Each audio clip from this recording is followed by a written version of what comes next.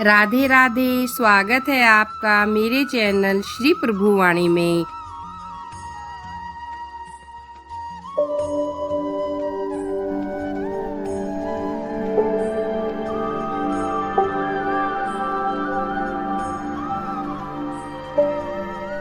जय माता दी भक्तों, आज हम गुप्त नवरात्रों में सुनी जाने वाली 9वें दिन की कथा सुनेंगे।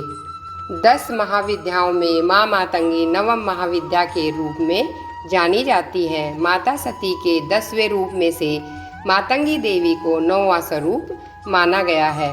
माता रानी का यह रूप सबसे अनोखा है, क्योंकि आपने कभी नहीं सुना होगा कि भगवान को झूठन का भोग लगाया जाता है, लेकिन माता रानी के इस रूप को हमेशा झूठन का भोग लगाया जाता है। माता का यह स्वरूप जानकर आप भी मातंगी की कथा सुनने को उत्सुक होंगे। आइए सुनते हैं कथा। यह कथा बहुत ही रोचक है, जो कि भगवान शिव व उनकी प्रथम पत्नी माता सती से जुड़ी हुई है।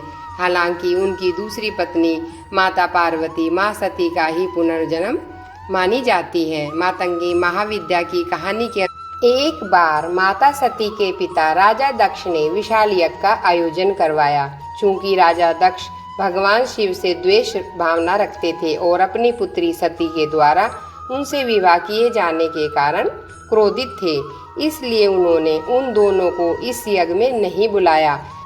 भगवान शिव इस बारे में जानते थे, लेकिन माता सती इस बात से अनजान थी। यज्ञ से पहले जब माता सती ने आकाश मार्ग से सभी देवी देवताओं व ऋषि मुनियों को उस ओर जाते हुए देखा, तो अपने पति से इसका कारण पूछा। भगवान शिव ने माता सती को सब सत्य बता दिया और निमंत्रण न आने की बात कही।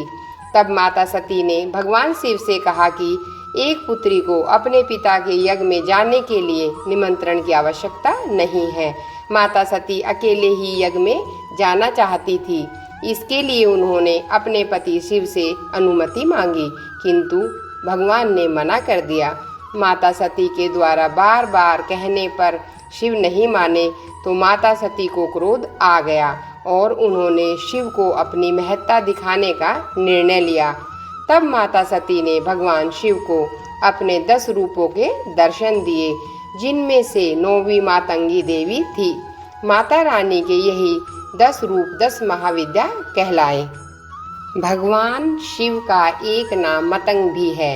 उनकी पत्नी होने के कारण माता रानी के इस रूप का नाम मातंगी माता पड़ा। मातंगी से तात्पर्य माँ दुर्गा व सरस्वती के रूप से होता है। माता रानी एक सुसज्जित सिंहासन पर विराजमान है। उनका वर्ण गहरा हरा है तथा उन्होंने लाल रंग के वस्त्र पहने हुए हैं। सोने के कई आभूषण भी माता रानी ने धारण किए हुए हैं। उनके सिर पर एक मुकुट है, जिस पर चंद्रमा है। उनके केस खुले हुए हैं तथा 3 नेत्र हैं। माता रानी के हाथ में तलवार, जिसमें उन्होंने एक फंदा व अंकुश डाला है। एक हाथ अभय मुद्रा में है। माता रानी के कुछ अन्य रूपों में उन्हें दूसरी वस्तुएं पकड़े हुए दिखाया गया है, जैसे कि खड़क, जपमाला या फिर पुस्तिका। माता के सामने सरस्वती के समान वीणा रखी हुई है। इस कारण उन्हें कला व संगीत की देवी भी माना जाता है। आइए अब जानते हैं माता मातंगी का जन्म किस उद्देश्य से हुआ था। माँ सती ने अपनी विद्याओं में से एक रूप माता मातंगी का दिखाया था, लेकिन उनका असल में प्रकाट्य हुआ था। इसके बारे में जानना जरूरी है, ताकि उनके बारे में अधिक हम जान सके। इसके पीछे एक कथा है, जिस कारण माता रानी के इस रूप को झूठन का भोग लगाया जाता है। एक बार भगवान विष्णु माँ लक्ष्मी के साथ कैलाश पर्वत पर भगवान शिव व माता पार्वती से मिलने आए। भगवान विष्णु अपने साथ भोजन भी लेकर गए, जिससे उन्होंने शिव व पार्वती को खाने के लिए दिया। जब शिव व पार्वती उस भोजन को खाने लगे, तो थाली में से भोजन का एक अंश धरती पर गिर गया। भोजन के उन्हीं झूठन अंश में से माँ मातंगी का जन्म हुआ।